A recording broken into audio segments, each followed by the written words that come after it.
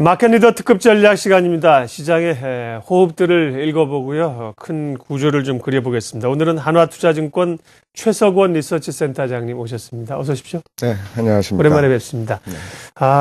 주식이 좀 막 오르고 거래가 활발하고 이래야 좀 흥분돼서 여쭤보는데 말이죠. 네. 1월, 2월 계속 시장이 우리 시장이 특별히 좀 이렇게 좀 가라앉아 있습니다. 다운돼 있고요.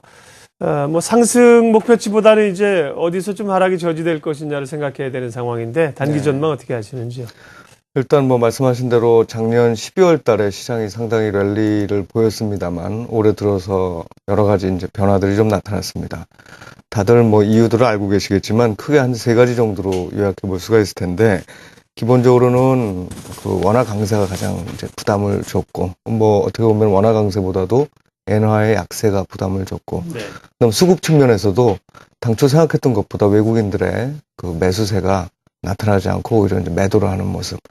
그리고 4, 4분기 어느 정도 예상은 됐었습니다만 4, 4분기 기업 실적이 좋지 않았던 이런 부분들이 상대적 약세를 계속해서 이제 유지시키는 상황입니다.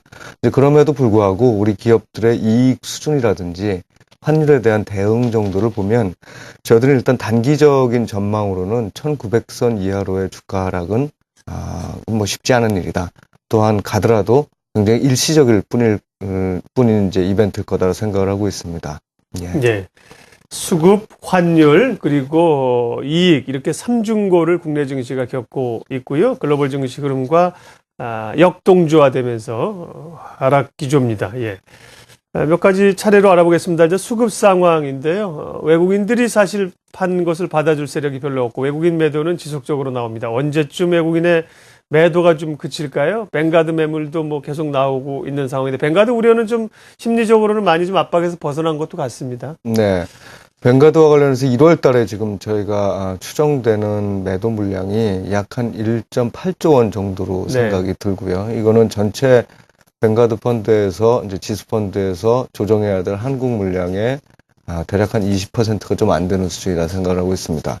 이 같은 속도대로 매도를 한다면 대체로 한 5개월 정도쯤의 시간은 걸릴 거라고 생각을 하고 있고요.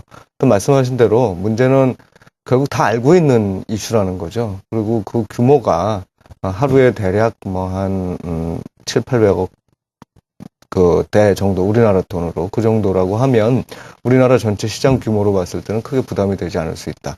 근데 외국인과 관련해서 사실 1월 달보다는 2월 달에 조금은 호전될 거로 보이는 이유가 한 가지 있습니다. 이거는 지난 4, 4분기 때 일본의 자민당이 승리를 하고 자민당 총재가 된 이제 일본의 총리가 된 그 아베 총리가 그 양적 완화에 대한 얘기를 한 이후에 차익 매수 거래가 굉장히 많이 늘었었습니다. 이제 이 부분이 올해 1월 달에 집중적으로 다시 환매가 되는 모습이 나타났는데 여러 가지 이유들이 있겠습니다만 일단 환율 측면에서 어떤 그 이익 실현의 문제가 아니었을까 생각을 하고 있고 이 물량들이 들어온 만큼 거의 지금 빠져나간 상황이기 때문에 그 1월 달처럼 뱅가드 매도 물량에다가 차익 매수 거래를 되돌리는 이런 현상이 더해진 상황보다는 조금 수급은 나아지지 않을까 생각을 하고 있고 그래서 2월 중순 이후부터는 외국인 수급 쪽은 이전보다는 좀 개선되는 모습일 거다 판단하고 있습니다. 예.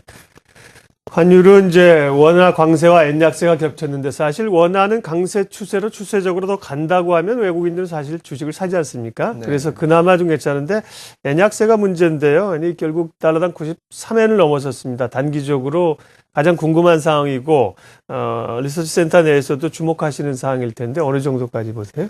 네, 환율에 대한 전망이 사실은 제일 어렵습니다.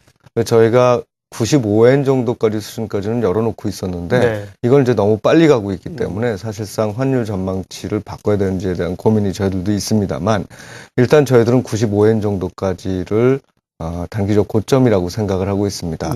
그 몇 가지 이유들이 있는데 일단 이제 첫 번째 이유는 이 일본의 그 재무적인 측면에서 본다 그러면 이 환율 정책 요번에 이제 환율을 움직였던 여러 가지 이유들 중에서 가장 중요한 결국은 양적 완화라는 게 계속되기는 그렇게 쉽지 않은 상황이기도 하다. 결국 그 양적 완화를 통해서 목표로 하고 있는 게 일본의 이제 정부의 적자죠. 정부의 적자를 이제 커버를 해주는 건데 이 정부 적자 규모가 더 올라가게 되면 네. 결과적으로 이제 신용 등급 측면에서의 압박을 또 받을 수가 있을 거다 이렇게 판단하고 있고 이제 두 번째 이유는 우리나라에서 지금 나타나고 있는데 사실은 엔화가 약세가 되면서 원화가 강세되는 것 이상의 영향을 주면서 결국은 그 무역 수지 쪽의 흑자가 상당 부분 줄어들고 있는 모습이 나타난다. 이제 결과적으로 그 일본과 경합 관계가 높은 우리나라에서 무역 수지의 그 흑자 폭이 줄어들고 있다는 거는 이게 환율의 균형점으로 점점 다가가고 있다는 얘기일 테고요. 이렇기 때문에 물론 이제 정책적으로 여러 가지 이 양적 완화를 더 추진할 수 있는 이런 배경이 있긴 있습니다만 사실 또 이 경제적으로나 정책적으로 또 여러 가지 이 신용등급상 제약으로 엔화의 약세는 대략 한 95엔 정도에서 멈추지 않을까 예. 이렇게 판단하고 있습니다. 어쨌든 뭐 단기적으로는 수출주들이 큰 부담을 받고 있는 건 사실인데요. 네. 수출주 약세, 내수주 강세 차별화 현상은 올 한 해로 보면 어느 정도까지 좀 더 이어질 걸로 보세요. 일단 1분기 정도까지는 이어지는 상황이라고 봅니다. 왜냐하면 기본적으로 그 원화의 강세, 그다음에 엔화의 약세가 진행이 돼 있는 상황이고 이 부분을 지금 우리 기업들이 이제 받아내야 되는 그런 상황이라고 볼 수 있겠죠. 그렇다 보면은 수출 기업과 내수 기업 중에서 상대적으로 이게 모멘텀이 나올 수 있는 쪽은 역시 내수 쪽이다. 대신에 이제 2분기가 되게 되면 저희들은 아까 말씀드렸다시피 그 환율 자체가 좀 안정되는 국면으로 들어갈 거다. 올라가서 안정되는 국면이긴 하지만 어쨌든 환율의 변동성 자체가 줄어들고 더 이상 추가적인 엔화의 약세나 원화의 강세가 강하게 진행되지 않는다라는 그런 어떤 믿음이 형성될 경우에는 다시 또 수출주에 대한 관심이 높아질 것으로 봅니다. 그 이유는 결국 지금 장을 움직이고 있는 가장 중요한 팩터는 그 미국과 중국이라는 두 경제 축의 경기 회복이다 이렇게 보고 있고 결국은 글로벌 주식시장이 그걸 반영해서 오르고 있는 건데 단지 엔화의 약세와 원화의 강세가 상대적인 언더퍼폼을 만들어내고 있는 국면 특히나 초기 단계이기 때문에 그게 좀 더 심화된 국면이라고 보기 때문에 그런 문제들이 좀 이제 수그러드는 2분기가 되면은 결국은 수출주들이 내수주보다는 조금 더 각광을 받는 이런 상황이 될 것으로 생각하고 있습니다. 예. 이제 당분간은 내수주 전략이고요. 조금 긴 호흡으로 본다면 수출주에도 관심을 가져야 될 텐데 마무리 전략 좀 주십시오. 예, 지금 말씀드렸던 네. 이런 취지의 전략들이 당분간 유효할 거로 보고요. 그래서 내수 중에서 내수 소비재나 또는 금융과 같은 부분을 당분간 좀 유지를 해야 될 거라고 생각을 네. 하고 있습니다. 단지 이제 이 관심이 점점 축이 이동할 텐데 첫 번째 관심 축의 이동은 역시 경기와 관련해서는 그 중국의 도시화와 같은 결국 그래서 상대적으로 수혜를 볼 수 있는 그 산업재 쪽으로 일시적인 어떤 그 자금 그러니까 관심들이 이어질 것으로 보고 있고 이제 1분기 말이 되면 환율의 안정과 더불어서 다시 IT와 자동차와 같은 그동안에 이제 환율 문제 때문에 상대적으로 소외됐던 그런 업종들로 다시 또 이제 이 매수가 옮겨갈 것으로 생각하고 있습니다. 이런 트렌드에 맞춰서 전략을 짜는 것이 바람직할 것으로 생각을 하고 있습니다. 네. 마켓리더 특급 전략 하나투자증권 최석원 리서치센터장님 모시고 우리 주변 정황들 또 조금 긴 호흡으로 보면 어떻게 대응해야 될까 살펴봤습니다. 네, 성문님 고맙습니다. 네, 감사합니다.